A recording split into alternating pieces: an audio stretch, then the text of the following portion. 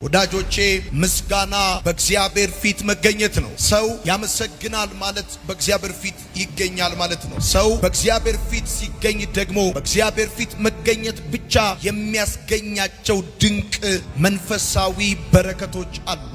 ሰው በእግዚአብሔር ፊት ሲገኝ እንደ ቀድሞ ሆኖ ሕይወቱ አይቀጥልም። ሰው በእግዚአብሔር ፊት ሲገኝ ተራ ሆኖ መኖር አይቻለው። ሰው በእግዚአብሔር ፊት ሲኖር የተዋረደ ሆኖ ሕይወቱ ሊቀጥል አይችልም። በእግዚአብሔር ፊት መገኘት ማብራት ነው። ሰው ከነፍሱ መከራ ያለ ምስጋና ሊድን ከቶ አይቻለው። ነፍስ በተለያየ መልኩም በሚቀያየር መከራ ውስጥ ታልፋለች። የነፍስ መከራ መድኃኒቱ ደግሞ ምስጋና ይባላል። ለእግዚአብሔር ጊዜ በመስጠት ነው የሚድነው። ሰው ከነፍሱ መከራ ከሰው ጋር ተመካክሮ ሳይካትሪስት ጋር ሄዶ ሰው ከነፍሱ መከራ ይድን ዘንድ ከቶ አይቻለው። ሰው ሰምቶ ከመጣበት የነፍስ መከራ አይቶ ከመጣበት የነፍስ መከራ እየሸሸ ከሚከተለው የነፍስ መከራ ሰው የሚድነው በእግዚአብሔር ፊት በምስጋና በመሆን ነው። በነፍስ ውስጥ ብዙ ጥያቄ አለ፣ ብዙ እንቆቅልሽ አለ። ታውጣላችሁ፣ ታወርዳላችሁ፣ ታስባላችሁ። አንድ ጊዜ ያዝ፣ ሌላ ጊዜ ለቀቅ ታረጉታላችሁ። አንዴ ያዘ፣ ሌላ ጊዜ እየለቀቀ፣ አንዴ እየመጣ ሌላ ጊዜ እየሄደ ከሚያሰቃያችሁ የነፍስ መከራ ድናችሁ ምድኑት። ተዘላችሁ የምታርፉት አርፋችሁ የምትባረኩት በእግዚአብሔር ፊት ሁኔታው እያለ ችግሩ እያለ ጥያቄው እያለ እሱም ሁሉ ነገር ጥላችሁ ነፍሳችሁን በፊቱ አፍሳችሁ እጆቻችሁን አንስታችሁ እሱ ስር ከተንበረከካችሁ በኋላ ማንም ላያንበረከካችሁ የእሱን ስም ከጠራችሁ በኋላ የትኛውም ነገር ላያሰጋችሁ ድናችሁ ትቀራላችሁ፣ አርፋችሁ ትቀራላችሁ። ሰው በእግዚአብሔር ፊት ሲገኝ ከተራነት ተርታ ነው የሚወጣው። እግዚአብሔርን ያከበሩ፣ እግዚአብሔርን ያመሰገኑ ወድቀው የቀሩ ሰዎች አናውቅም። የተረሱ ሰዎች አናውቅም። የተሰነካከሉ ሰዎች አናውቅም። ሰው እግዚአብሔርን ሲያመሰግን ከሚገጥመው ሁኔታ በላይ ሲያመሰግነው ከከፍታ ወደ ከፍታ፣ ከበረከት ወደ በረከት፣ ከክብር ወደ ክብር ከአንዳንድ ባለስልጣኖች ጋር ራት መብላት ትልቅ ኩራት እንዳለው ፍጥረታዊ ሰዎች ልታውቁ ትችላላችሁ። በአንዳንድ ባለስልጣኖች ፊት መገኘት፣ በአንዳንድ ባለሀብቶች ፊት መገኘት ልክ እንደ ትልቅ ክብር የሚሰማችሁ ሰዎች እዚህ ውስጥ አላችሁ። አንድ ነገር ደግሞ የማይለወጥ ነገር ነግራችኋለሁ። ዛሬ ባለስልጣን የሆነ ነገ ተራ ሰው ይሆናል። ዛሬ ባለሀብት የሆነ ነገ ደግሞ በእጁ ያለው ሊበተንም ላይበተንም ይችላል። በዘላለም ዙፋን ላይ የተቀመጠ ሁልጊዜ ብርቱ በሆነው በእግዚአብሔር ፊት የሚገኝ ሰው እግዚአብሔር ያከብረዋል። የነበሩ አሁን ያልነበሩ፣ የነበረኝ አሁን የሌለኝ፣ የነበርኩበት አሁን ያልተገኘሁባቸው ነገሮች ሊኖሩ ይችላሉ። ነገር ግን ስታመሰግኑ ስላለፈው ሕይወታችሁ እውቅና ነው የምትሰጡት። ሰው ከነፍሱ መከራ የሚድነው ስላለፈው ሕይወቱ በምስጋና ለእግዚአብሔር እውቅና በመስጠት ነው። ማራናታ ጌታ ሆይ ቶሎና፣ ማራናታ ጌታ ሆይ ቶሎና። የምንካፈለው የእግዚአብሔር ቃል ሐሳብ ከነፍስ መከራ መዳን የሚል ነው። ከነፍስ መከራ መዳን በመዝሙር 102 ከቁጥር 1 እስከ 6 ያለውን የእግዚአብሔር ቃል አነባለሁ። በቅንፍ 103 ማለት ነው። መዝሙሩ የዳዊት መዝሙር ነው። ከቁጥር 1 ጀምሮ እንደዚህ አነባለሁ። ነፍሴ ሆይ እግዚአብሔርን ባርኪ፣ የውስጥ ሰውነቴ ሁሉ ቅዱስ ስሙን ባርኪ። ነፍሴ ሆይ እግዚአብሔርን ባርኪ፣ ውለታውን ሁሉ አትርሺ። ኃጢአትሽን ሁሉ ይቅር የሚል ደዌሽንም ሁሉ የሚፈውስ ሕይወትሽን ከጥፋት ጉድጓድ የሚያድን ምሕረትና ርኅራኄን የሚያቀዳጅሽ ጎልማሳነትሽንም እንደ ንስር ይታደስ ዘንድ ምኞትሽን በበጎ ነገር የሚያረካ እርሱ ነው። እግዚአብሔር ለተጨነቁ ሁሉ ቅን ፍርድንና ፍትህን ይሰጣቸዋል። መንገዱን ለሙሴ ስራውንም ለእስራኤል ሕዝብ አሳወቀ። በመግቢያችን ላይ እንደነገርኳችሁ የምንካፈለው ሐሳብ ከነፍስ መከራ መዳን የሚል ነው።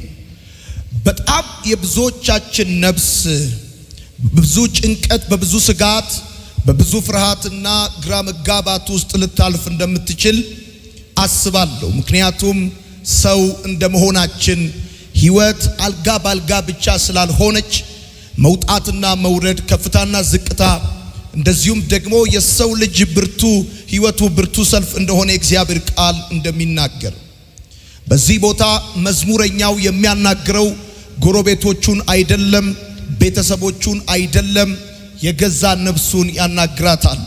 ነፍሴ ሆይ እግዚአብሔርን ባርኪ፣ የውስጥ ሰውነቴም ሁሉ ቅዱስ ስሙን ባርኪ ብሎ መዝሙረኛው ዳዊት ነብይ ዳዊት የገዛ ነፍሱን ያጫውታታል፣ የገዛ ነፍሱን ያናግራታል። ከዛም በኋላ ደግሞ በህይወቱ የሆነለትን መዳን እግዚአብሔር የሚያደርግለትን ነገር በእያንዳንዱ ቁጥር እየዘረዘረ ይቀጥላል። ወዳጆቼ ምስጋና በእግዚአብሔር ፊት መገኘት ነው። ሰው ያመሰግናል ማለት በእግዚአብሔር ፊት ይገኛል ማለት ነው። ሰው በእግዚአብሔር ፊት ሲገኝ ደግሞ በእግዚአብሔር ፊት መገኘት ብቻ የሚያስገኛቸው ድንቅ መንፈሳዊ በረከቶች አሉት። በእግዚአብሔር ፊት መገኘት ማብራት ነው። በእግዚአብሔር ፊት መገኘት መባረክ ነው። በእግዚአብሔር ፊት መገኘት መሾም ነው። ሰው በእግዚአብሔር ፊት ሲገኝ እንደ ቀድሞ ሆኖ ህይወቱ አይቀጥልም። ሰው በእግዚአብሔር ፊት ሲገኝ ተራ ሆኖ መኖር አይቻለው። ሰው በእግዚአብሔር ፊት ሲኖር የተዋረደ ሆኖ ህይወቱ ሊቀጥል አይችልም። በእግዚአብሔር ፊት መገኘት ማብራት ነው። ሙሴ በእግዚአብሔር ፊት ተገኝቶ ወደ ወገኖቹ በተመለሰ ጊዜ ያበራ እንደነበር ልክ እንደዛ ዛሬ በዚህ በእሁድ ማለዳ የተሰበሰባችሁ ቅዱሳኖች በእግዚአብሔር ፊት በምስጋና ስትሆኑ እጆቻችሁን አንስታችሁ ስታመሰግኑት ነፍሳችሁ እሱን ከፍ ስታደርግ የሚሆነው በህይወታችሁ አንደኛው እግዚአብሔር አምላክ ይሾማችኋል። በጥፋት ላይ፣ በውድቀት ላይ፣ በብቸኝነት ላይ፣ በችግር ላይ እግዚአብሔር ከፍ ያደርጋችኋል። ሃየር ፖዚሽኑን እግዚአብሔር ያስይዛችኋል። እግዚአብሔር ከፍታውን ያስረግጣችኋል። ዳዊት ሲናገር እንደዚህ አለ፣ ነፍሴ ሆይ እግዚአብሔርን ባርኪ። ምክንያቱም ቀጥሎ ዳዊት እንዴት ከነፍስ መከራ እንደዳነ ዋናው የምንነጋገርበት ሐሳብ እሱ ነው። ሰው እንዴት ከነፍስ መከራ ይድናል ብላችሁ ስትጠይቁ በምስጋና ነው ሰው ከነፍስ መከራ የሚድነው። ነፍሴ ሆይ እግዚአብሔርን ባርኪ፣ የውስጥ ሰውነቴም ሁሉ ቅዱስ ስሙን ባርኪ ብሎ ይናገራል። ስለዚህ ምስጋና በእግዚአብሔር ፊት መገኘት ነው። በጣም ብዙ ሰዎች ወደ ቤተ ክርስቲያን ወደ ቅዱሳን ህብረት መምጣት የማይፈልጉት በሰው ፊት መገኘት፣ በአገልጋይ ፊት መገኘት ይመስላቸዋል። አይደለም። በቅዱሳን ህብረት በጉባኤው መካከል ኢየሱስም በሚጠራበት እግዚአብሔር አምላክ ከፍ የሚልበት በዛ ጉባኤ ስትገኙና ስታመሰግኑ ማመስገን በእግዚአብሔር ፊት መገኘት ስለሆነ ይገርማቸዋል። የማይቀለበስ የማይሻር የማይሰረዝ የማይለወጥ የእግዚአብሔር መብራት በላያችሁ ላይ ያበራል። ማንም ሰው ዲናይ ላይ ሊያደርገው የማይችለው የህይወት ክብርን ማንጸባረቅ ትጀምራላችሁ። አይደለም ወዳጆቻችሁ ጠላቶቻችሁ ግራ እስኪጋቡ እስኪደነግጡ ድረስ ማብራት ነው የምትጀምሩት። ጭንቀት ከናንተ ላይ ይገፈፋል። ስጋት ከህይወታችሁ ላይ እንደ ቅጠል ይረግፋል። እናንተና ቤታችሁ እየበረታችሁ ትሄዳላችሁ። እግዚአብሔርን የሚያከብር ሰው፣ እግዚአብሔርን የሚያመሰግን ሰው በሚቀጥለው ዘመን እያበራ ይቀጥላል። እስቲ በደንብ አርጋችሁ አሜን በሉ። ሰው በእግዚአብሔር ፊት ሲገኝ ከተራነት ተርታ ነው የሚወጣው። እግዚአብሔርን ያከበሩ እግዚአብሔርን ያመሰገኑ ወድቀው የቀሩ ሰዎች አናውቅም። የተረሱ ሰዎች አናውቅም። የተሰነካከሉ ሰዎች አናውቅም። ሰው እግዚአብሔርን ሲያመሰግን ከሁኔታ በላይ ሲያመሰግነው፣ ከሚገጥመው ሁኔታ በላይ ሲያመሰግነው ከከፍታ ወደ ከፍታ፣ ከበረከት ወደ በረከት፣ ከክብር ወደ ክብር። እስቲ በደንብ አርጋችሁ አሜን በሉ። ሃሌሉያ። መክበር ነው።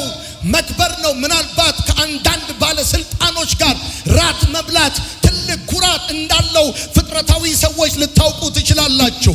በአንዳንድ ባለስልጣኖች ፊት መገኘት፣ በአንዳንድ ባለሀብቶች ፊት መገኘት ልክ እንደ ትልቅ ክብር የሚሰማችሁ ሰዎች እዚህ ውስጥ አላችሁ። አንድ ነገር ደግሞ የማይለወጥ ነገር ነግራችኋለሁ። ዛሬ ባለስልጣን የሆነ ነገ ተራ ሰው ይሆናል። ዛሬ ባለሀብት የሆነ ነገ ደግሞ በእጁ ያለው ሊበተንም ላይበተንም ይችላል። በዘላለም ዙፋን ላይ የተቀመጠ ሁልጊዜ ብርቱ በሆነው በእግዚአብሔር ፊት የሚገኝ ሰው እግዚአብሔር ያከብረዋል። እግዚአብሔር ያከብረዋል። በእግዚአብሔር ፊት መገኘት መክበር ነው። ሞኝነት አይደለም። በእግዚአብሔር ፊት መዘመር መክበር ነው። ትንሽነት አይደለም። ቀላልነት አይደለም። አላዋቂነት አይደለም። በእግዚአብሔር ፊት መገኘት መክበር ነው።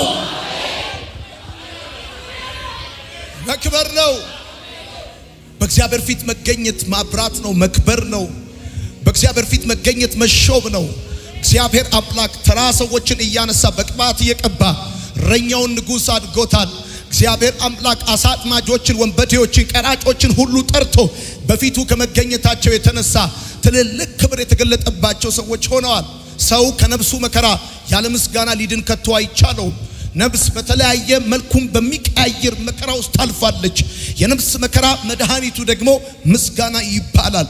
ወዳጆቼ ከፍተኛና ከባባድ የህይወት ሰይፍ በነፍሳችሁ ላይ እያለፈ ከሆነ ዛሬ የምነግራችሁ ያለ ጭንቀት ያለ ስጋት ተዘልላችሁ እንድትቀመጡና በብዙ መረጋጋትና ክብር መውጣትና መግባት እንዲሆንላችሁ ሰው ከነፍስ መከራ በምስጋና ብቻ ነው የሚድነው። በእግዚአብሔር ፊት በመገኘት ብቻ ነው የሚድነው።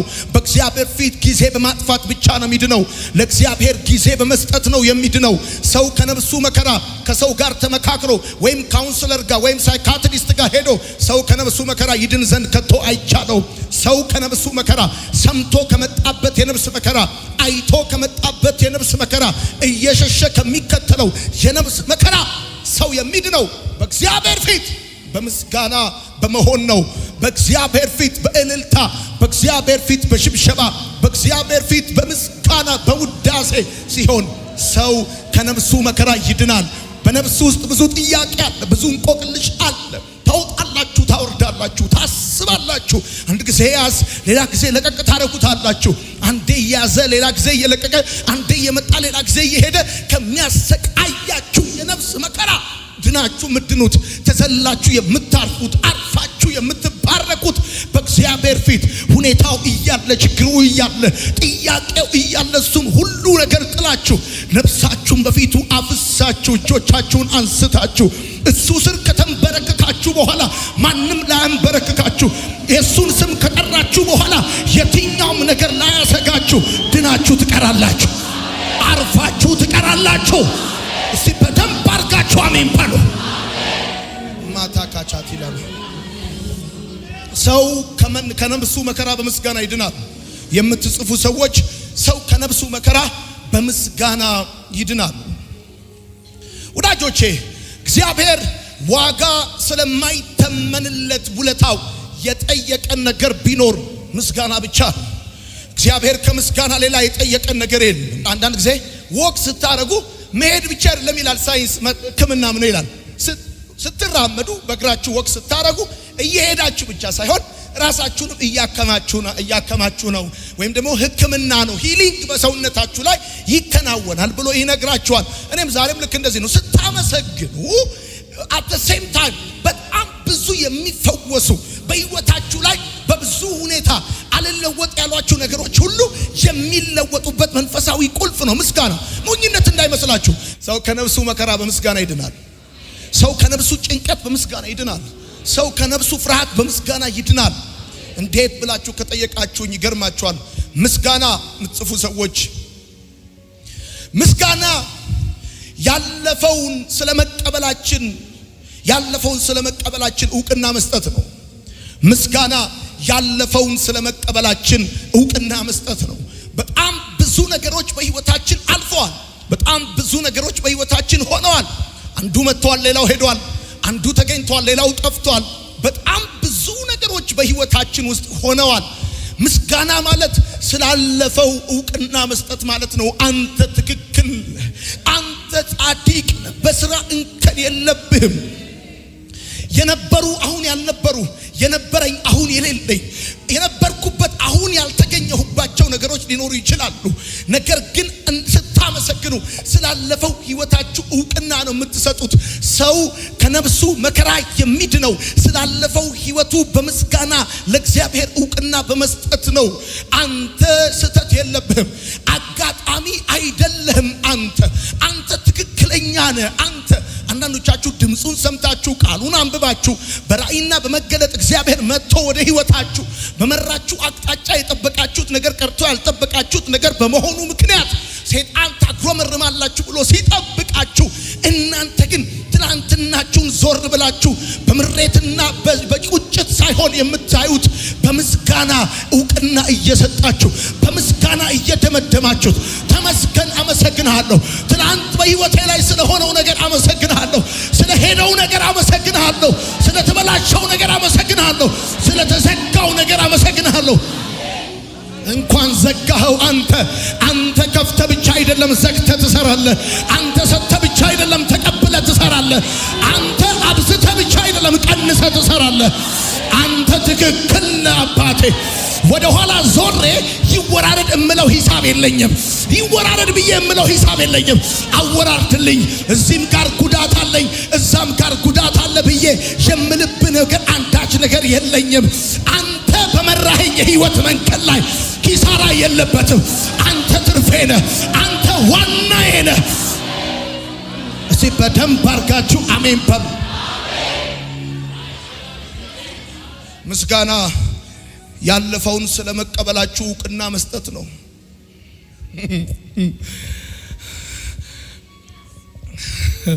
በእግዚአብሔር ፊት የተገኘ ሰው ፊቱ ባለው እግዚአብሔር ትላንቱን ካረሳ ምኑን ተገኘው?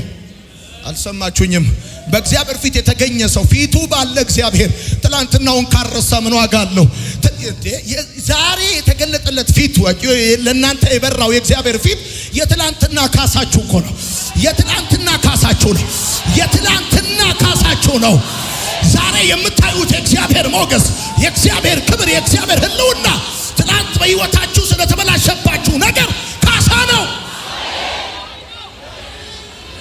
በመንፈሴ አለው አይሮፕላን ከመሬት እንደሚነሳ ብዙዎቻችሁ ካወረደችሁ ነገር ትወጣላችሁ። ዝቅ ካረጋችሁ ነገር ከፍ ትላላችሁ። ማታካቻቲ ላማቴለፈ ሰው በእግዚአብሔር ፊት ሲገኝ ከፊት ለፊታችሁ ያለው ፊቱ የበራላችሁ ፊት፣ የሚታያችሁ ሞገስ፣ የሚታያችሁ ክብር ለትናንትና ህይወታችሁ ካሳ ካልሆናችሁ ምኑም ዛሬ በእግዚአብሔር ፊት ኖራችሁ። አንድ ሰው በእግዚአብሔር ፊት የመገኘቱ ዋና መገለጫ ሰው በእግዚአብሔር ፊት ሲሆን ትናንትናውን በምስጋና ይገባል።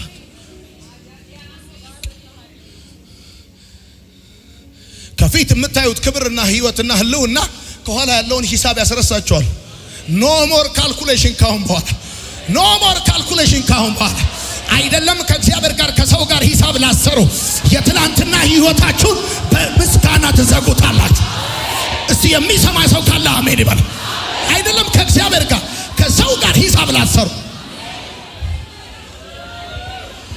አንዳንዶቻችሁ ገና እዚህኛው ጃኬታችሁ እንደዚህ አይነት ኪሳችሁ ውስጥ ከኤክስ ገርል ፍሬንዳችሁ ጋር ሂሳብ ለመስራት ወረቀት አጣጥፋችሁ የያዛችሁ ሰዎች ከኤክስ ገርል ፍሬንዳችሁ ድሮ ከፈታችኋት ሚስታችሁ ጋር ከሆነ አብሮ አደጋችሁ ጋር ከሆነ አገልጋይ ጋር ሂሳብ ለመስራት ትልልቅ ክላሰር ይዛችሁ ምትዞሩ ሰዎች ካላችሁ ዛሬ በእግዚአብሔር ፊት አይደላችሁ ማለት ሰው በእግዚአብሔር ፊት ዛሬ ከሆነ የትላንትናውን ጉዳይ በምስጋና አጣጥፎ እጥፍ አርጎ ታቂ ፋዘር ማታ ካቻታ ሊባዲ የማናመሰግንበት መልስ ራሱ ጥያቄ ይሆናል። ቢኬርፉል። የማናመሰግንበት ነገር መልስ እንኳን ቢሆን ጥያቄ ሆኖ ይለወጣል። አታመሰግኑበትም ማለት አንድ ነገር መልስ ከመሆን ጥያቄ ወደ መሆን ይቀየርባቸዋል። ብዙ ሰዎች ለምነው ተቀብለዋል። ነገር ግን ለምነው የተቀበሉት ነገር መልስ አይደለም የሆናቸው ጥያቄ ሆኖባቸዋል። ለምን ካላችሁኝ የማታመሰግኑበት ነገር መልስ ከመሆኑ ይልቅ ጥያቄ በመሆን በህይወታችሁ ይገለጣል። ብዙ ሰዎች ገንዘብ መልስ አልሆናቸውም፣ ዝና መልስ አልሆናቸውም፣ ማግኘት መልስ አልሆናቸውም፣ ወዳጅ መልስ አልሆናቸውም፣ ክብር መልስ አልሆናቸውም። ሰው የማያመሰግንበት ነገሩ መልስ ከመሆኑ ይልቅ ጥያቄ ሆኖ በህይወቱ ጭንቅ ነው በነገሩ ላይ የሚያመጣበት ጭንቅ ነው የሚሆንበት። ማመስገን ያለባችሁ ነፍሳችሁ ከመከራ እንድትድን። ከነፍስ መከራ የምትድኑት በምስጋና ነው። ለምን? ዛሬ የተቀበላችሁት ነገር ለነገ ጥያቄ እንዳይሆንባችሁ በምትቀበሉት ነገር ላይ ማመስገን ያለባችሁ። የማታመሰግኑበት ነገር ዛሬ እናንተ ጋር ስለመጣ ሀብት አይሆንም። ዛሬ እናንተ እጅ ስለገባ ገንዘብ አይሆንም። ብዙ ሰዎች በእጃቸው የገባው ገንዘብ ጥያቄ ሆኖባቸዋል። እቤታቸው የገባው ነገር የቤታቸው መፍረስ ምክንያት ሆኖባቸዋል። ወዳጆቼ የምትሰበስቡት ነገር ቤተሰባችሁን እንዳይበትን፣ የምታገኙት ነገር ከእግዚአብሔር መገኘት እንዳያወጣችሁ ዛሬ በተቀበላችሁት ነገር ማመስገን አለባችሁ። ሰው በማያመሰግንበት ነገር ላይ መልስ አይደለም የሆነው፣ ያ ጉዳይ ጥያቄ ነው የሆነው። ቢኬርፉል። የማታመሰግኑበት ነገር መልስ እንኳን ቢሆን ጥያቄ ሆኖ ይለወጥባቸዋል። ክፉ ነው። ሰው ከነፍሱ መከራ የሚድነው በምስጋና ነው። ነፍሱ ውስጥ ታውቃላችሁ የኢንሴኩሪቲ ጥያቄ አለ፣ ስጋት አለ። ነገ እንዴት ሆናለሁ? እንዴት እቀጥላለሁ? ማን አለ አብሮኝ? በወድቅስ? ብቻዬን ብቀርስ? ቢዝነሱ ቢበላሽስ? ልጆቼ ምን ይሆናሉ? ነፍስ ውስጥ ብዙ ድምፅ አለ፣ ብዙ ነገር አለ። ነፍስ ደግሞ ታውቃላችሁ እውቀት፣ ፍቃድ፣ ስሜት እንደሆነ። ስለዚህ እውቀት በየጊዜው በመስማትና በማየት ወደ እናንተ ይጨመራል። ይሄንን በመስማትና በማየት ወደ ውስጣችሁ የሚገባውን እውቀት ሪሊፍ የምታገኙትና ያለ ስጋት የምትኖሩት ይገርማችኋል በምስጋና ነው። የምታገኙት ነገር መልስ እንኳን ቢሆን ካመሰገናችሁ ጥያቄ ሆኖ አይቀየርባችሁም። ካላመሰገናችሁ ግን ጥያቄ ሆኖ ይለወጥባችኋል። የሚያመሰግኑ ሰዎች ያጡት ነገር ጥያቄ አይሆንባቸውም። ያጡት ነገር የማያመሰግኑ ሰዎች ግን ያገኙት ነገር ራሱ እንኳን ጥያቄ ይሆንባቸዋል። ጥያቄ ስጋት ነው የሚሆንባቸው። እንቅልፍ የማጣታቸው ምክንያት ይሆናል። የመስጋት ምክንያት ይሆናል። ወዳጆቼ ምስጋና የእግዚአብሔር ሕልውና መስታወት ነው። ምስጋና የእግዚአብሔር ክብር መስታወት ነው። ምስጋና የእግዚአብሔር ታላቅነት መስታወት ነው። ሰው ሲያመሰግን የእግዚአብሔር ሕልውናን ማየት በህይወቱ ይችላል። የእግዚአብሔር ክብር መስታወት ነው። እውነቴን ነው የምነግራችሁ። የትኛውም ምድራዊ ክብር ያለ እግዚአብሔር ክብር ጥበቃ ሊኖረው አይችልም። ብትከብሩ ዋስትና ሊሆናችሁ የሚችልና ክብራችሁን የሚያስቀጥል የማይዋጅቅ የማይወጣ የማይወርድ በዶላር መጨመርና መቀነስ ቫልዩለስ የማይሆን ነገር ቢኖር እግዚአብሔር ክብር ነው። ሰው ያለ እግዚአብሔር ክብር ከዚህ ምድር ያገኘውን ነገር ሊያስጠብቅ አይችልም። ምስጋና የእግዚአብሔር ክብር መስታወት ነው። ስታመሰግኑ በቤታችሁ ውስጥ ሆናችሁ በቤታችሁ ቅጥር ከልጆቻችሁ ጋር ሆናችሁ ስታመሰግኑ ዙሪያችሁን የሚከባችሁ የሰው ክብር አይደለም፣ የእግዚአብሔር ክብር ዙሪያችሁን ይከባችኋል። ይሄንን ክብር ደግሞ ፔኔትሬት አድርጎ ጥሶ ወጥቶ ሊነካችሁ የሚችል አንዳች ጉልበት ያለው አይገኝም። የእግዚአብሔር ክብር መስታወት ነው። የእግዚአብሔር ክብር መስታወት ነው። ምን አይነት ነገር ነው ባካችሁ! ማንም ሰው ሊያዋርዳችሁ እስከማይችል ድረስ ምስጋና የእግዚአብሔር ክብር መስታወት ነው። የእግዚአብሔር ታላቅነት መስታወት ነው። አሜን በሏ። በሚያመሰግኑ ሰዎች ህይወት ውስጥ ሁል ጊዜ እግዚአብሔር በዙፋኑ ላይ ተቀምጦ ስለሚያዩት የትኛውም ትልቅ ሊያስደነግጣቸው አይችልም። ትልቅ በራሷ አንጻራዊ ነው። ታውቃላችሁ ሻሸመኔ ሀብታም የሆነ አዲስ አበባ ምስኪን ነው። አዲስ አበባ ሀብታም የሆነ ዱባይ ምስኪን ነው። እነግራለሁ። ትልቅነት አንጻራዊነት ነው። ስለዚህ የሚያመሰግን ሰው የእግዚአብሔር ታላቅነት መስታወት በቤቱ አለ። ሁል ጊዜ ሲያመሰግን ትልቁን እግዚአብሔር በህይወቱ ያያል። ትልቁን እግዚአብሔር አይተ ዞር ስትል በዙሪያ ከከበበክ ነገር በጠቅላላ እንደ ገለባ ይበተናል። የማታካቻታላባ እንድትዘምር እንጂ ምክንያትክ የሚሆነው ልክ ሳመሰግን ይገርማቸዋል። በዙሪያዬ ወጀብ አለ፣ በነፍሴ ውስጥ ግን መዝሙር አለ። ውስጤ መዝሙር አለ። ዙሪያዬ ላይ ሰይጣን ብዙ ነገር ያበለሻሻል፣ ብዙ ነገር ያስወራል። የሚያመሰግኑ ሰዎች ግን ኢንቫይሮመንታቸው አይደለም ህይወታቸውን የሚመራው፣ በነፍሳቸው ውስጥ መዝሙር አለ። በነፍሱ ውስጥ መዝሙር ያለው ሰው ደግሞ ያለ እድሜው አይሞትም። አሜን በል። ሽምግልናው ይለመልማል። አሜን በል። ማታካቻቴና ማተ አንተ በደም ጩሁና አሜን በል። የሚያመሰግን ሰው የያዘው በሽታ አይገለው፣ የያዘው በሽታ አይገለው። ድህነት ከቤቱ ይወጣል። የእግዚአብሔር ክብር መስታወት ነው ምስጋና። ማመስገን የመላእክት ወዳጅ መሆን ነው። ደስ አይልም?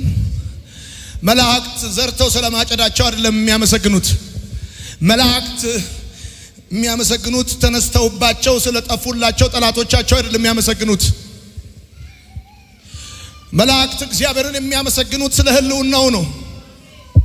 ምስጋና ዘርቶ ስለማጨድ አይደለም። ምስጋና ተነስቶባችሁ የነበረና ስለጠፋላችሁ ጠላት ምክንያት አይደለም። የመጀመሪያው ከነፍስ መከራ የሚያድን ምስጋና ምን አይነት መሰላችሁ? ስለ ህልውናው የሚዘመር የሚቀርብ ምስጋና፣ ስለ እግዚአብሔርነቱ የሚቀርብ ምስጋና ከነፍስ መከራ የመዳኛ መንገድ ነው። ዘርቶ ስለማጨድ የሚዘምር የሚያመሰግንን ሰው አይደለም ያልኳችሁ። ስለ ማግኘት የሚያመሰግንን ሰው አይደለም ያልኳችሁ። ስለ ህልውናው ማመስገን የነፍስ መከራ መዳኛ ነው።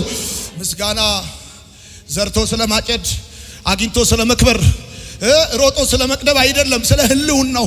መላእክት ሁሉ ጊዜ ያመሰግኑታል፣ ሁሉ ጊዜ በፊቱ ያመሰግኑታል። ይገርማል። መላእክት ሁሉ ያመሰግኑታል፣ ግን ዘርተው አይጭዱም። ስለ ጥላቶቻቸው መጥፋትም አይደለም ያመሰግኑ፣ ስለ ህልውናው፣ ስለ ፕሬዘንሱ፣ በእግዚአብሔር ህልውና መገኘት፣ በእግዚአብሔር ህልውና ውስጥ መቆየት።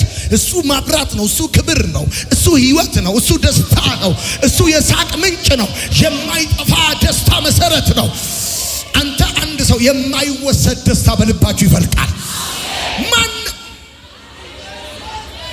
ወይኔ ጌታ በእግዚአብሔር ህልውና ውስጥ ሰው ሆኖ በፍጹም ሊያለቃቀስ አይችልም። ጌታ እንደው በእግዚአብሔር ህልውና ውስጥ ያለ ሰው ቢያለቅስም ከእግዚአብሔር ፕሬዘንስ ከፍቅር የተነሳ በመነካቱ ነው እንጂ የሚያለቅሰው በማጣቱ ከቶ ሊያለቅስ አይችልም። ጉድለት ሊያስለቅሳቸው አይችልም። ማጣት ሊያስለቅሳቸው አይችልም። የሆኑ ሰዎች መምጣትና መሄዳቸው ሊያስለቅሳቸው አይችልም። ፍቅሩ ትዝ ሲላችሁ፣ ፍቅሩ ሲገባችሁ ታካቻ ታላባ የነፍስ መከራ መዳኛ ነው ምስጋና። ይገርማችኋል። ዳዊት እንደዚህ ይላል፣ ነፍሴ ሆይ ይላል። ከነፍሱ ጋር ኳይት ታይም ላይ ናቸው። ነፍሴ ሆይ እግዚአብሔርን ባርኪ፣ የውስጥ ሰውነቶቼም ሁሉ ቅዱስ ስሙን ባርኪ ብሎ ያወራል። እና ቀጥሎ ያለውን ጉዳይ ቀጥለን እናያለን እንዴት እንደሆነ። ግን የምነግራችሁ ከነፍስ መከራ መዳኛው በእግዚአብሔር ፊት በምስጋና መሆን። ምስጋና ከነፍስ መከራ የመዳኛ ቁልፍ ነው። ዛሬ የምንካፈለው የእግዚአብሔር ቃል ሐሳብ እሱን ነው። ድንቅ መንፈስ ነው በመካከላችን። ድንቅ መንፈስ እግዚአብሔር ምስክሬ ነው። እኔ ምን እንደማይ ልንገርህ። ምን በመንፈሴ ምን እንደማይ በመንፈሴ ልንገራችሁ። ልክ የዘመን መለወጫ ጊዜ ላይ አዲስን ነገር ወላጆቻችሁ እንደሚያደርጉላችሁ ልክ እንደዛ በዚህ ዓመት እግዚአብሔር ባሮጌው ዘመናችሁና በሚቀጥለው መካከል አዲስ ነገር ይሆንላችኋል። አሮጌውና አዲሱን የሚለይ ክብር ያገኛችኋል። እግዚአብሔር እሱ አምላካችሁ እንደሆነ በፍጥረት ሁሉ ዘንድ ይታወቃል። ዘንድሮ አምላካችሁ እግዚአብሔር እንደሆነ ይታወቃል። ሃሌሉያ። ቁጭ በሉ ወዳጆቼ። ምስጋና ከልመና በላይ ነው። ከልመና በላይ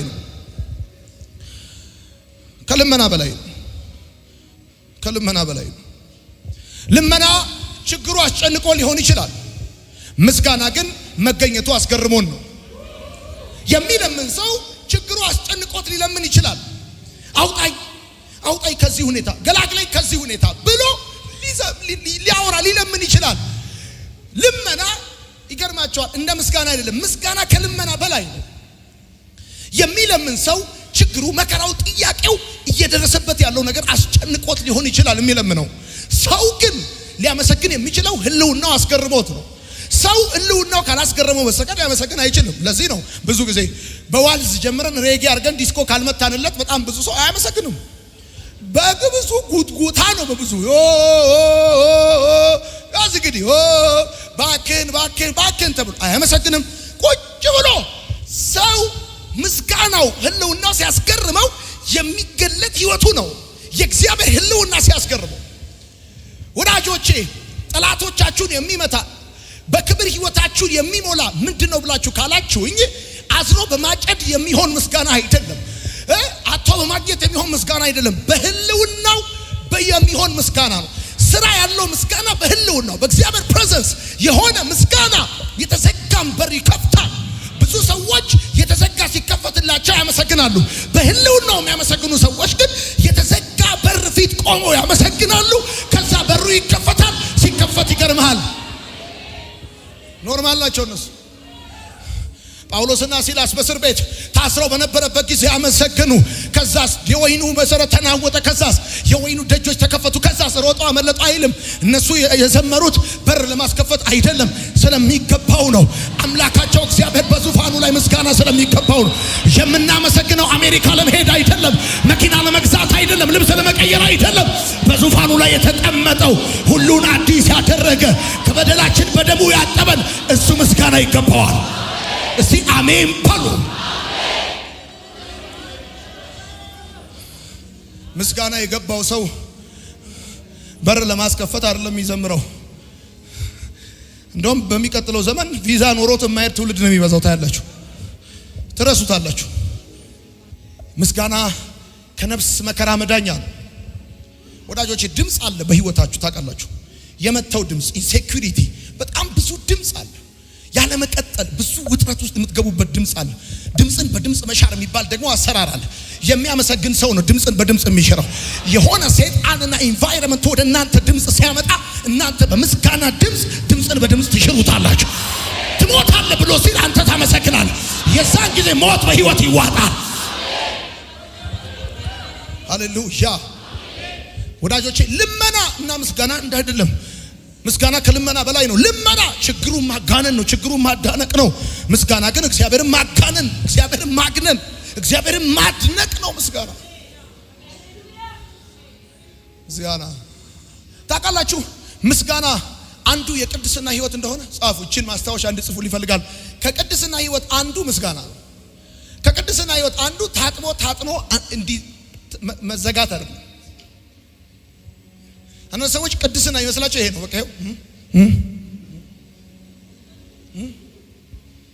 በቃ ከቅድስና ህይወት አንዱ ምስጋና ነው። የእግዚአብሔር ቃልን ስታነቡት እንደዚህ ነው።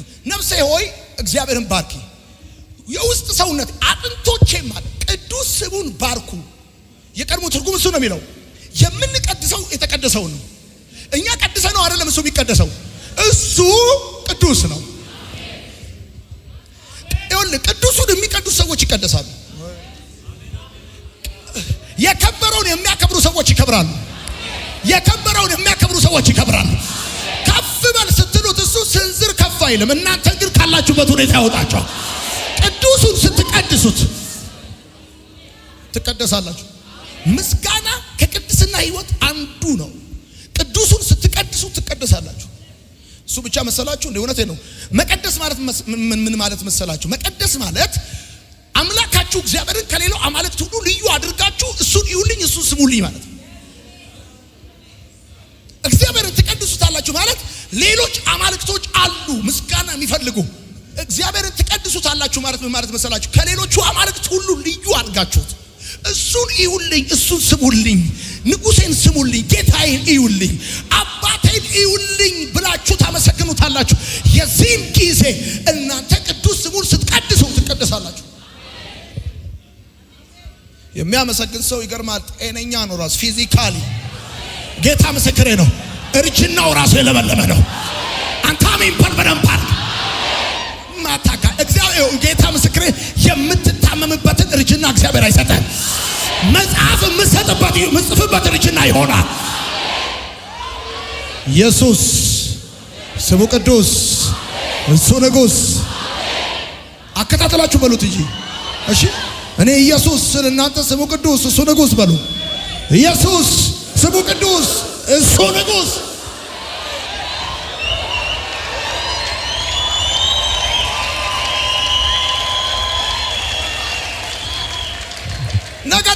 ነገ ጠዋት መኪናሽ ላይ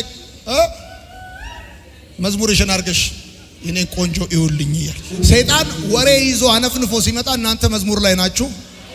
አሜን ነው። ሳይነግራችሁ ጠብቆ ይሄዳል። ጌታ ይባረክ። አሜን በሉ። ታውቃላችሁ ምሬት እግዚአብሔርን ማሳነስ እንደሆነ። ምሬት አንዳንድ ሰዎች በጣም በምሬት የተሞሉ ናቸው። ህይወታችሁ ስታማርሩ፣ የመጣችሁበትን መንገድ ስታማርሩ አንዱ የነፍስ መከራ ምሬት ነው። ነፍስ በጣም የምትሰቃይበት ነገር ምሬት ነው።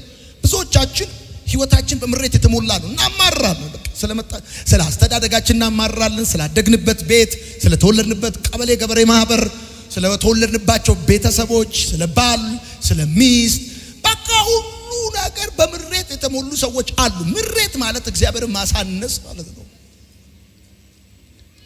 አንዱ የነፍስ መከራ እሱ ነው። የሚያማርሩ ሰዎች ይገርማቸዋል። የመከራቸውን ዘመን ያስረዝማሉ እንጂ ከመከራቸው አይወጡም። ሰው እያማረረ ከችግሩ አይወጣም። ማማረር ዝም ብሎ ይመስላችሁ ሰዎች ካላችሁ ተሳስታችኋል። ማማረር እግዚአብሔርን ማሳነስ ነው። እናንተ ናችሁ እንጂ ሰይጣንን ማማረር ያለባችሁ። እንኳን እናንተ በሰይጣን ልትማረሩ፣ በሰነፍ ልትማረሩ አይደለም። እናንተ ናችሁ ሰነፍን ማማረር ያለባችሁ። ማታካቻት ማማረር እግዚአብሔር ማሳነስ ነው። በየትኛውም ጉዳይ ያላማረረውም እግዚአብሔር በትምህርት ያላማረረውም በተፈጥሮ ያላማረረውም በተወለድኩበት ቤተሰብ ያላማረረውም ይገርማቸዋል። ሲፈጥረኝ እንደገና ቢፈጥረኝ ከዚህ ሌላ አርጎ ላይ ፈጥረኝ ነው የፈጠረኝ። ታንክ ዩ ፋዘር አመሰግናለሁ። አንተ አሜን በል ነግሬሃለሁ። ማታ እግዚአብሔር ምስክር ዛሬ ልክ ሰው ልቡን ሰርጀሪ እንደሚሰራ ልክ እንደዛ የብዙዎቻችሁ ልብ ተፈውሶ ትወጣላችሁ። በብዙ ነገር የምትማረሩ ሰዎች ካሁን በኋላ አትማረሩ። እንኳን ሆነ ማለት ትጀምራላችሁ። እንኳን ሆነ አምላኬ በዙፋኑ ላይ ነው ያለው። አምላኬ በዙፋኑ ላይ አለ። ሃሌሉያ! እሱ በማደሪያው አለ። ሃሌሉያ! አላማረርም። በማማረር አምላኬን አላሳንስም። ማማረር እግዚአብሔርን ማሳነስ ነው። እሱ ብቻ አይደለም። ማማረር የምጽፉ ሰዎች ጉዳያችንን ማምለክ ነው። ታውቃላችሁ? ማማረር ጉዳያችንን ማምለክ ነው። ሰዎች ጉዳዮቻቸውን ወርሺፕ ያደርጋሉ። ጉዳያቸውን፣ የቤት ጉዳያቸውን፣ የሥራ ጉዳያቸውን፣ የህይወት ጉዳያቸውን፣ የትዳር ጉዳያቸውን ያመልካሉ። ጉዳያችሁን እንደምታመልኩ አንዱ ማሳያው ስታማረሩ ነው። ታማረራላችሁ ማለት ጉዳያችሁን ታመልካላችሁ ማለት ነው። እናንተ የምታመልኩት ጉዳያችሁን አይደለም። ጉዳያችሁ ሆነ፣ ጉዳያችሁ አልሆነ፣ ጉዳያችሁ መጣ አልመጣ፣ ሄደ ቀረ፣ የራሱ ጉዳይ ነው። የራሱ ጉዳይ ነው ወዳጆቼ። ብትማሩ እስከ 3 ዲግሪ ነው፣ ብትበሉ ክትፎ ነው፣ ብትነዱ መኪና ነው፣ ብትሄዱ አሜሪካ ነው። ምንም አታመጡም። ከዚህ በላይ ምን ታመጣላችሁ? አቤት ምን ታመጣላችሁ ወዳጆቼ? ምንም ያካክል ወርቅ ቢኖራችሁ አውልቀው ነው የሚገንዟችሁ። ቤተሰቦቻችሁን የመሰለ ጨዋ ሰው የለም፣ ጎትተው ነው የሚያስገቧችሁ። ምን ነው እንዴ? እዚህ ላይም ካለ አርገው ነው። ምን ነው አንድ ሰውዬ በህይወት እያለ አንድ ነገር አለ። ምን አለ? በጣም ሀብታም ነው እና እንደዚህ ያለ ሚስቱን ጠራና የሰፈር ሰው ሽማግሌዎች ጠራና ለማንኛውም አለ ትንሽ ብርና ትንሽ ዕቃ ትቅበርልኝ አብራ አለ። ብር ትቅበርልኝ አለ እና ያው ተናዘዘ ማለት ነው። ሞተ። ከዛ ተቀበረ። ያው ጎረቤቶቹ ሽማግሌዎች መተው ያለሽን ነገር አረግሽለት ወይ አሏት። አርጌለታለሁ፣ በቼክ አስቀምጬለታለሁ። ይዘርዝረው እዛ ከፈለ ይመንዝረው ከፈለገ ዛርች ከፈለገ ይዘርዝረው ይዘርዝረው እበል ምንም ይዘህ አትሄድም ነው የምልህ። ጌታ ምስክሬ ምንም ይዘህ አትሄድም። ስለዚህ እዚህ ባለ ሰዓት አምላክን እያመሰገንክ በብዙ ደስታ ትኖራለህ። እስቲ በደንብ አድርጋ አሜን በል። አምላኩን የሚያቀስ ይበረታል። ጌታ ምስክሬ ነው። you have no idea how ምስጋና እንዴት የህይወታችሁ ማስተር ኪ እንደሆነ፣ የመንፈሳዊ ነገሮች ሁሉ ቁልፍ እንደሆነ፣ የበረከት ሁሉ ማግኔት እንደሆነ ምስጋና እውነቴን ነው የምነግራችሁ። እምታማረሩ ሰዎች ተው አታማሩ። አንዳንዶቻችሁ ሴት መሆናችሁን ታማራላችሁ። ቤተሰቦቻችሁን፣ አስተዳደጋችሁን፣ ብዙ ነገር ነው የምታማሩት። መንግስትን ታማራላችሁ። አንዴ ለመሻገር 3 ጊዜ ይንደረደራሉ። በቃ አንድ ቦይ እኮ ነው እንዲህ ብለው መሄድ ሲችሉ በቃ እንደዚህ ይላል። ቆመው የቦይ ጉዳይ የመንግስት ጉዳይ ያደርጋሉ። ታማሩ። እስቲ በባህሪያቸው ይዋቸው ትራፊክ ጃሙን የሚያማርሩ ሰዎች ሁል ጊዜ ነው የሚያጋጥማቸው። አታቁሜን አታማሩ። ማማረር እግዚአብሔርን ማሳነስ አንዱ የነፍስ መከራ ማማረር። ሌላው ጻፉችን ምሬት ስላለፈው ነገር እግዚአብሔርን መክሰስ ነው። ታውቃላችሁ? ስላለፈው ነገር እግዚአብሔርን መክሰስ ነው። ብዙ ሰዎች ከእግዚአብሔር ጋር ችሎት ላይ ነው ያሉት። ችሎት ላይ ናቸው። ስላለፈው እኮ ነው፣ ተመልሶ ስለማይመጣው ቢመጣም ስለማይጠቅማቸው ነገር እግዚአብሔርን ይከሳሉ። አሁን እንዲህ መሆን ነበረበት፣ አሁን እንዲህ መሆን ነበረብኝ፣ አሁን በእንደዚህ አይነት ሁኔታስ ማለት ነበረብኝ፣ የኔ ህይወት እንዲህ መሆን ነበረበት። ከኔ ባህሪ አንፃር፣ ከደግነቴ አንፃር፣ ከቅንነቴ አንፃር፣ ከጸባይ አንፃር እኔ መቼም አምልኬ ልጅነቴን ሰጥቼ የሚሏት ነገር ደግሞ አለች። ልጅነቴን የሰጠሁት ያው እግዚአብሔር ምስክሬ ነው የሚሉ ነገር አለ። ማን ምኑን እንደሰጠ እግዚአብሔር ነው የሚያውቀው። ይሰማል ወይ? ማማረር እግዚአብሔርን መክሰስ ነው። ስላለፈው ነገር አትክሰስ። አንደኛ አትረታውም። ይገርማል። እግዚአብሔር አምላክ ታውቃላችሁ ከኢዮብ ጋር ብዙ ቻፕተር በብዙ ስቃይ አልፎ ሰውነቱን በገል አኮ ንብረቱን ሁሉ አጥቶ ልጆቹ ተወስደው ግመሎቹ ጠፍተው 31,000 የሚቆጠር ንብረት አልቆበት እግዚአብሔር መልስ ሊሰጠው ሲመጣ ኤክስፕሌን ከማድረግ አልመጣለትም። ታውቃላችሁ ይኸውልህ ኢዮብ ይገርማል። ይሄ ሁሉ ነገር የደረሰበት ሰይጣን አንድ ጊዜ ብዙ ቦታ ዞሮ ሲመጣ ተገናኘን እና ኢዮብን አየሁ አልኩት። ይገርማል። እኔና ሰይጣን እኮ ተወራርደን እኮ ነው እንደ እሱ እኮ ስለሰጠሁት ነገር አይደለም እኔን የሚያመልከኝ ብዬው እኮ ነው አላለውም እግዚአብሔር። ይገርማል። እግዚአብሔር ማንም ፈርቶ ያብራራለታል። አንተ አለው እኔ ምድርን ስመሰረት ነበርክ አለው። ቆይ ስለ ግብረ ጉንዳን ታውቃለህ አለው። ታውቃለህ? ስለ ሜዳ አህያ ታውቃለህ? አታውቅም አለ።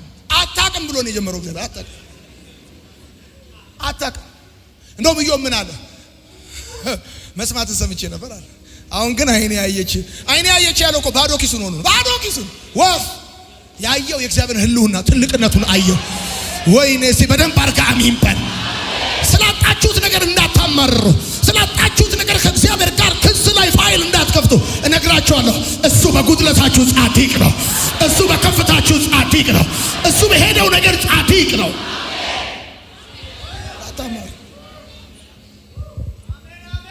ማማረር ስላለፈው ነገር እግዚአብሔርን መክሰስ ነው። ብዙ ሰዎች እግዚአብሔርን ከሰውት ነው የሚንቀሳቀሱት ይላሉ። ቤተክርስቲያን ውስጥ መጥተው ሲጸልዩ ሁሉ እንደዚህ ነው የሚጸሉት። የሩ ነው የሚጸልዩት። እግዚአብሔር ክስ ላይ ናቸው።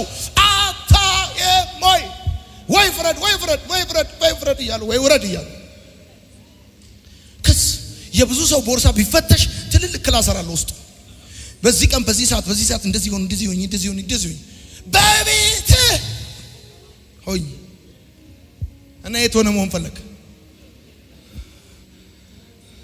አንድ ሰው አለ ሰይጣን ቢፈልገው የማያገኘው። ጌታ ምስክሬ ነው። ስላለፈው ነገሩ ኦልድ ፋይል ይዞ የማይዞር ጋርቤጅ ውስጥ ከቶ ማታካቻታ ከጌታ ጋር ወደፊት። ሃሌሉያ! እስቲ በደንብ አድርገህ አሜን በል። ከጌታ ጋር ወደፊት እኔ አላወራም ስንፍና ሚል ማለት ነው። የሚያማርሩ ሰዎች እግዚአብሔርን ስላለፈው ነገር የሚከሱ ሰዎች ናቸው። አትክሰሱ። አናሮቻችሁ ስለ ድሮ ነገር ሁሉ የምታማሩ ሰዎች አሉ። አታማሩ። የሚያማርር ሰው ታውቃላችሁ ፊቱ ይሸበሸባል። ጌታ ምስክሬ መጨረሻ ላይ በልብስ መቆንጠጫ እንደዚህ አድርጋችሁ ካልሆነ ፊታችሁንም ይሸበሸባል። እስቲ ይዋቸው ያለ እድሜያቸው ያረጁ ሰዎችን ፉል ኦፍ ኮምፕሌን ናቸው። ፉል ኦፍ ኮምፕሌን። እስቲ ይዋቸው እድሜያቸው ሲጨምር ወጣት እየሆኑ የሚሄዱ ሰዎችን ይዋቸው። they don't care about anything አታስታውሱም? they don't care about anything። ኔጌቲቭ ነገር አልሰማም ብላኛለች። እንደውም አንዷ እንዴት ነው ግን አንቺ ዝም ብለሽ እንደዚህ ወጣት የምትሆኚው አልኳት። እኔ በህይወቴ ኔጌቲቭ ነገር አልሰማም አለች። አንተስ በለኝ። ዝም ብለው ኔጌቲቭ ነገር ሲሰበሰብ ከዛስ አገጭ እዚህ ድረስ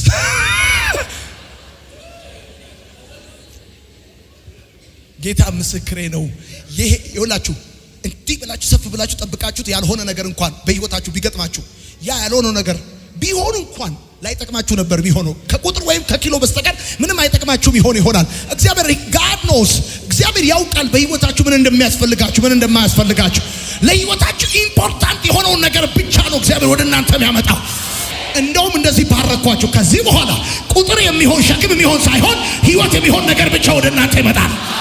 የሚጠቅማችሁ ነገር ብቻ ወደ እናንተ ይመጣል።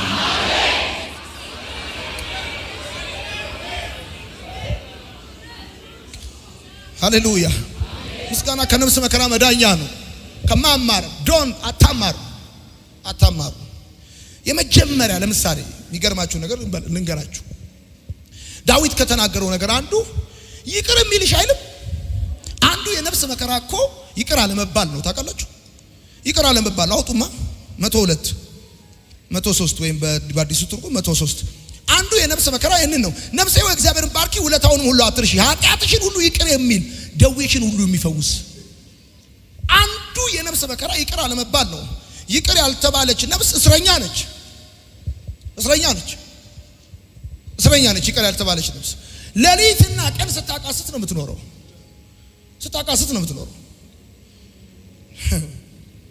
ለዚህ ዳዊት ምንድነው እያለ ያለው? ያለፈውን ይረሳልሻል፣ በደልሽን ይደመስስልሻል። ነፍሴ ሆይ እግዚአብሔርን ባርኪው።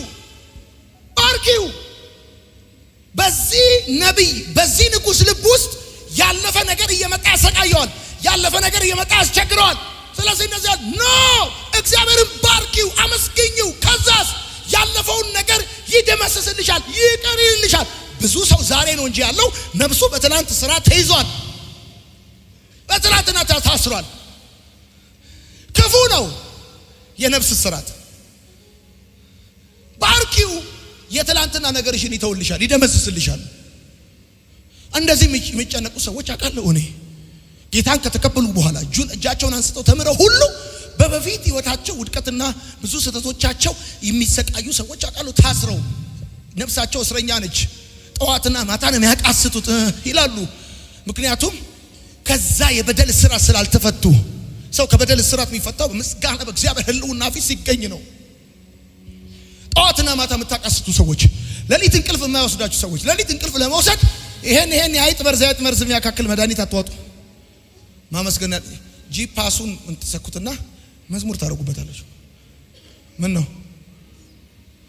ነው እዛ እንቅልፍ ይወስዳችኋል። ይገርማችሁ። እንደውም ይወስዳችሁ እንቅልፍ ምን አይነት እንቅልፍ መሰላችሁ? በቃ ልክ እንደዚህ እንደ ልጅነታችሁ ሽሩሩ ሚላችሁ ሁሉ ነው የሚመስላችሁ። በቃ ቢች ዳር ሆናችሁ ያኛውን ቢጃማ እንደዚህ ያርጋችሁ እዚህ ጋር እንደዚህ ያዙ እንደዚህ ያስራችሁ። ከዛ ውጪስ በበደል እስራት ነፍሳችሁ ስትያዝ ሰይጣን ሌሊቱን ሙሉ ሲጫወትባችሁ ዱቄት እያረገ በጥፊ ሲመታችሁ አንድ ጸጉራችሁን ይዞ እንዲህ ሲያረጋችሁ ስትቃሹ ታድራላችሁ። ነግሬሃለሁ፣ እበለኝ ነግሬሃለሁ። የጣፈጠ እንቅልፍ እንድትተኛ እኔም ተኛው ደግፎኛልና ነቃው አለ ዳዊት ሲናገር። ዳዊት እኮ የተኛው ከቤተ መንግስት ወስዶ ካልጋው ላይ ወርዶ ምድረ በዳ ላይ ድንጋይ ላይ ተኝቶ እንቅልፍ ይዞት ተኝቶ አደረ። ዛሬ ነግራችኋለሁ፣ የትኛውም ነገር ቢበላሽ ደስታችሁ ከናንተ ላይ ይወሰድ፣ ለዘላለም ከህይወታችሁ ይሆናል። በምንም አይነት ሁኔታ ውስጥ ዛሬ ጸለይኩላችሁ። በምንም አይነት ሁኔታ ውስጥ ብትሆኑ አለመተኛት ከዚህ በኋላ አትችሉ። ነገ ያለም ፍጻሜ ነው ተብላችሁ የምትተኙት እንቅልፍ መስማ ያላችሁ ካልሆነስ ሰው ነፍሱ በበደል እስራት ስትያዝ እግዚአብሔር ምስክሬ ነው፣ ሰይጣን ሌሊቱ ሙሉ ሲጫወትበት ነው የሚያጥረው። እንዲህ አንድ ጸጉሩን ይዞ ኮምፕሌ አንዳንድ ሰው ከሞቱ ዘመዶቹ ጋር ሁሉ ገና ሂሳብ አለው ገና እበለኝ። ከዛ መቃብር ሰፈር ስትውል ታድራለህ። ማታ ሲመጡልሃል አልሰብሰቡ ሲያላጋ የሰይጣን ሲያላጋ ሲኮረኩም ታድራለህ። እበል እንቅልፎች በጠቅላላ ከዚህ በኋላ ራእይ የምትቀበልበት ይሆናል። እዚህ በደንብ አርጋ አሜን በል። ሄዷል፣ ኮምፕሌን አታረግም። ከስራል፣ ኮምፕሌን አታረግም። እግዚአብሔር ሌላ አለው። አንዱ ቢዘጋ ሌላ ይከፈታል። አንዱ ቢሄድ ሌላው ይመጣል። አንዱ ቢበላሽ ሌላ እግዚአብሔር ይሰጣል። እስቲ በደንብ አርጋ አሜን በል። ኮምፕሌን እንድታረግ ሰዎችና ሰይጣን ሲነግሩ አንተ ኮምፕሌን አታረግም። እግዚአብሔር ጻድቅ ነው ትላል። አዋቂ ነው እግዚአብሔር አለ። እበለኝ ማንም ይሁን ምቀኛም ሸረኛም እንዲያዩ አርጎ አደባባዩን ይሰጣል። እስቲ በደንብ አርጋ አሜን በል። ሰይጣን አንድ ነገር ካፈረሰብህ እመነኝ፣ ቀጥሎ አደባባይ ላይ ያወጣል። ቀጥሎ አደባባዩን ይሰጣል።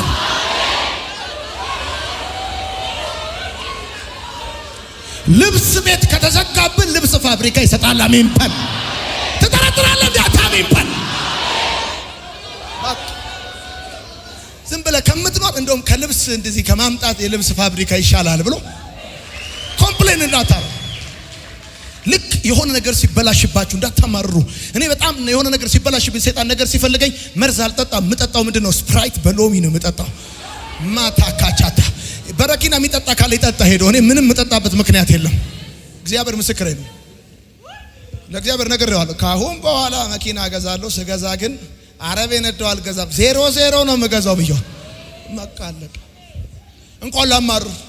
አንዳንድ ሰው አለ ድሮ ኮስተር ትዝ እያለኝ አሁን ያ ኮስተር መሸጥ ነበረበት። አሁን ቢኖር ስንት ይሸጣል ይላል። አሁን ቢገኝ ነው። አንዱ የነፍስ መከራ ይገርማቸዋል። እስራት ነው። እስራት ይቅር አለመባል። ሉክ አመስግኑት እግዚአብሔርን። ከባለፈው ነገራችሁ እግዚአብሔር ይፈታችኋል። እስቲ አሜን በሉ። ስትረቁት ከሚከተላችሁ ነገር እግዚአብሔር ይፈታችኋል። እስቲ በደንብ አርጋችሁ አሜን በሉ። እየመጣ ከሚያስጨንቃችሁ የኋላ ታሪካችሁ እግዚአብሔር አምላክ ይለያችኋል። አመስግኑት። የኋላ ታሪክ እየመጣ የሚያስጨንቃችሁ ሰዎች እግዚአብሔርን አመስግኑት። ከነፍስ መከራዎች አንዱ ፍትህ ማጣት ነው። ምንድነው የሚለው ዳዊት? ነፍሴ ሆይ እግዚአብሔርን ባርኪ፣ አጥንቶችም ቅዱስ ስሙን ባርኩ ብሎ ይናገራል። አንዱ የነፍስ መከራ ፍትህ ማጣት ነው። ፍትህ ማጣት ነው። ፍትህ ያጣች ነፍስ ሁሌ ትሰቃያለች፣ ሁሌ ትቸገራለች። ሁሌ ነው የምትቸገረው። ወዳጆች እግዚአብሔር ምስክሬ ነው። ፍትህ የምትፈልጉ ሰዎች፣ በቤታችሁ ፍትህ የምትፈልጉ ሰዎች፣ በትዳራችሁ ፍትህ የምትፈልጉ ሰዎች፣ በእናንተና በጠላቶቻችሁ መካከል ፍትህ የምትፈልጉ ሰዎች፣ ስለ ላባችሁ ፍትህ የምትፈልጉ ሰዎች፣ ስለ እውነታችሁ ስለ ድካማችሁ ፍትህ የምትፈልጉ ሰዎች እግዚአብሔር እንዲፈርድላችሁ ከፈለጋችሁ በእግዚአብሔር ፊት በኮምፕሌን እንዳትቆሙ፣ በቅሬታ በማማረር እንዳትቆሙ የሚያመሰግኑ ሰዎች እግዚአብሔር ይፈርድላቸዋል። ይፈርድላቸዋል። እግዚአብሔር ይነሳል ከዙፋኑ። እግዚአብሔር አምላክ ይነሳላቸዋል። እግዚአብሔር ዛሬም እግዚአብሔር ይናገረኛል። ዘንድሮ በሚቀጥለው 3 ወር ላይ እግዚአብሔር በእናንተና በክርክራችሁ መሃል ይፈርዳል። ማዕበሉን በኢየሱስም ጸጥ ያደርገዋል። ወጀቡን በኢየሱስም ዝም ያደርገዋል። ይፈርዳል። እግዚአብሔር ይፈርዳል። እስከ መቼ በምትሉት ጉዳይ ላይ ይፈርዳል። አይበቃም ወይ በምትሉት ነገር ላይ ይፈርዳል። መቼ ካላችሁ ስታመሰግኑት። አንዱ የነፍስ መከራ ፍትህ ማጣት ነው። የብዙ ሰው ነፍስ በፍትህ ማጣት ትሰቃያለች። ጌታ ሆይ አይበቃም የኔ ነገር፣ አይበቃም ይሄ የህይወቴ ጉዳይ፣ የኛ ቤት ጭቅጭቅ፣ የኛ ቤት ክርክር፣ የኛ ቤት መጉላላት አይበቃም። ክርክር ያለባችሁ ሰዎች፣ ፍትህ የምትፈልጉ ሰዎች፣ ፍትህ በህይወታችሁ ላይ ፍትህ የምትፈልጉ ሰው፣ እግዚአብሔር እንዲፈርድላችሁ የምትፈልጉ ሰዎች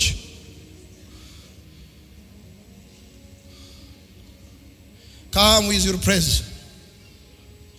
ኑ ከምስጋናችሁ ጋር፣ ኑ ከመባችሁ ጋር፣ ኑ ከአስራታችሁ ጋር፣ ኑ ከዝማሬያችሁ ጋር። አትወርድም ወይ አትፈርድም ወይ ብላችሁ አታስፈርዱትም። ይገርማችኋል።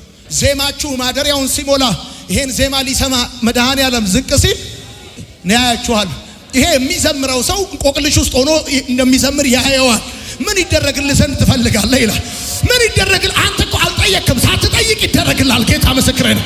ይኸው ዛሬ ጸለይኩላችሁ። ያልጠየቃችሁት ነገር ይደረግላችኋል። ያላንኳኳችሁት በር ይከፈትላችኋል። ያልመታችሁት ጠላታችሁ ይወድቅላችኋል።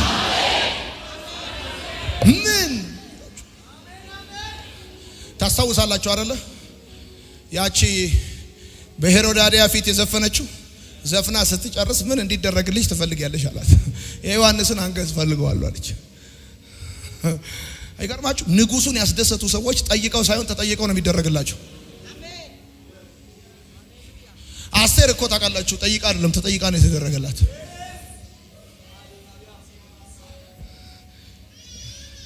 አንዱ የነፍስ መከራ ምን መሰላችሁ? ፍትህ ማጣት ነው። ፍትህ ማጣት። እግዚአብሔር ፍትህ እንዲሰጣችሁ በምትፈልጉ ጉዳይ ላይ ፍትህ ከፈለጋችሁ you have to come with your praise። ከምስጋናችሁ ጋር ነው መምጣት ያለባችሁ።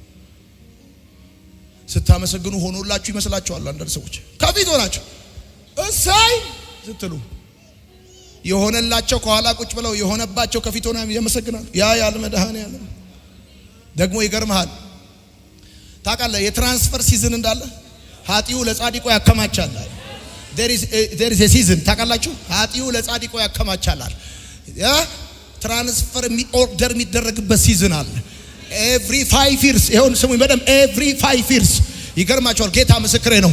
እግዚአብሔር ከሆነ ሰው ኪስ ወደ ሌላ ሰው ኪስ ትራንስፈር እንዲያደርግ ያዛል። ታውቃላችሁ ይሄን every 5 years ያዛል እግዚአብሔር።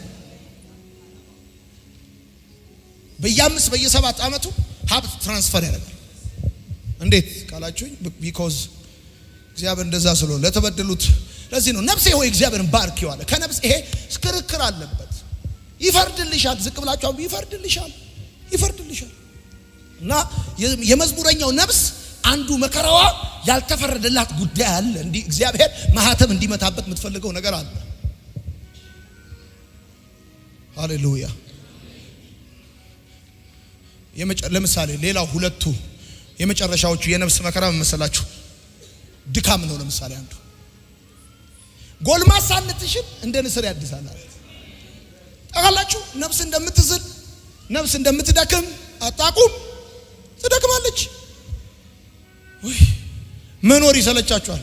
በቃ እንደውም አለመኖር ለ15 ቀን ቢኖር ትላላችሁ።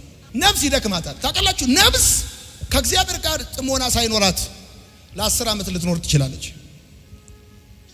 ከእግዚአብሔር ጋር ግን በመገኘቱ ንክኪ ካላት አንድ ጊዜ ንክኪ 40 ዓመት ነው እድሜያችሁን የሚያድሰው። 40 ዓመት ነው እግዚአብሔር እድሜያችሁን ያድሰዋል።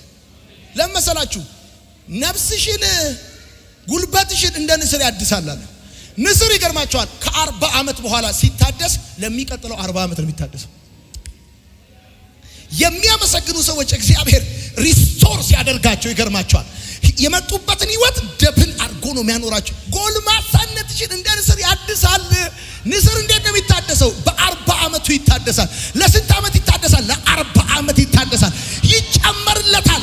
የኖረውን ያህል ሌላ የሚኖርበት ምዕራፍ ይደመርለታል። ዛሬ ነግራችኋለሁ፣ እግዚአብሔር ምስክሬ ነው። ከዚህ በኋላ የምትኖሩት ከዚህ በፊት ከኖራችሁት እጥፍ ሆኖ ይጨመርላችኋል። አንተ አሜን በል ነግሬሃለሁ።